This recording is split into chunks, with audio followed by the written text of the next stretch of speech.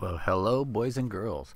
Dave back again with the final installment of the build on the Neograde 160 scale double Zeta.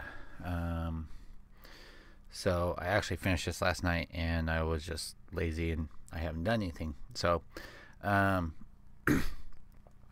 will show you how I ended up prepping this piece for build. And then probably tomorrow night I will actually shoot a all over video showing it completed. So stick around for that. On this, the head has a lot of great detail. The only thing that I will probably end up changing is for the Vulcans on the head. I'm probably going to replace those with metal bits.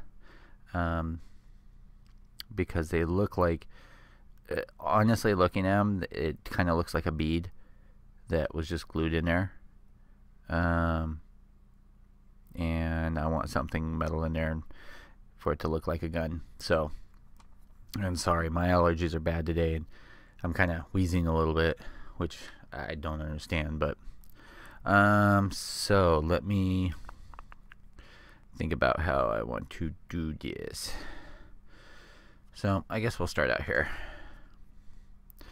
So this part will go, it is notched, so it can only, or should only go in one way. So we'll slide that in there. We'll slide the inner piece, which is magnetized. Oops, sorry, I got ahead of myself. Let's get that out of there. We have the first funnel or V-fan here, and it's all magnetized. Then we'll put in this. Do do do do do do do do. So we've got that. Now that will just slide over like that. And then we have the outer shell of the head cannon, which it's not magnetized, but it fits on there very well.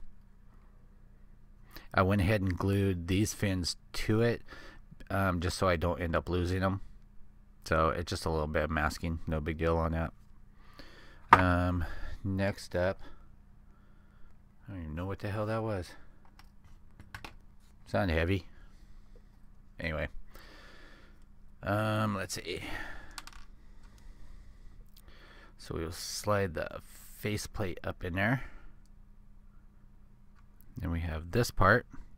Now I do not have the lights all hooked up or anything yet, so. But 2 LEDs go in here.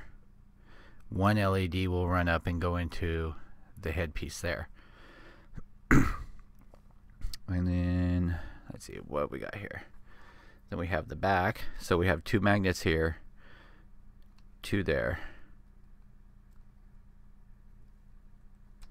Get that to slip on. Now that is not, I mean, there is a little bit of a gap, but at least in production pictures, that is supposed to be in there. I don't know if I'm going to leave it or if I'm going to file it down to where everything meshes up, but it's supposed to look like a seam plate that goes across. Then next up we have the chin piece. So there we have that, and then we have the collar, which isn't glued or anything because I haven't determined yet whether I want to mount magnetic ball in there to make the head posable, because as it is, it would just be standard like so.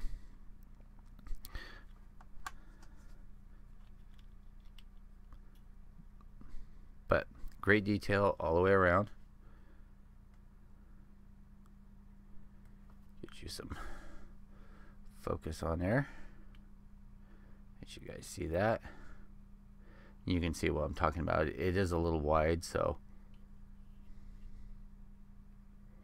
this is one of the side effects of working with resin so much. If you guys can see it, it really dries out your skin. So you gotta like, you can't really use moisturizer, moisturizing lotion while working on it, because then it transfers to the kit, which hinders in priming and painting. But on the other hand, you really do want to keep them moisturized. It really dries out and screws up your skin. So I'm really happy with that. And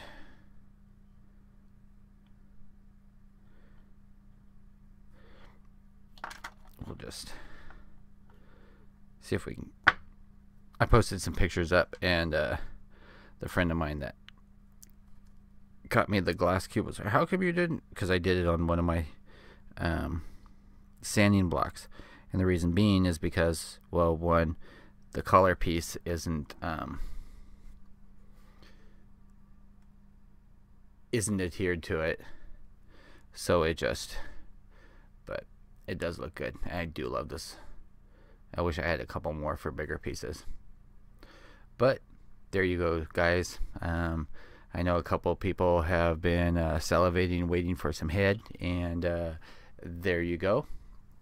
Like I said, stick around for I believe tomorrow night I will be doing a video of the overall look and my impressions and everything on the Neograde 160 double Zeta from Hobby Wave. Thanks, guys. I will talk to you guys all later. Peace out.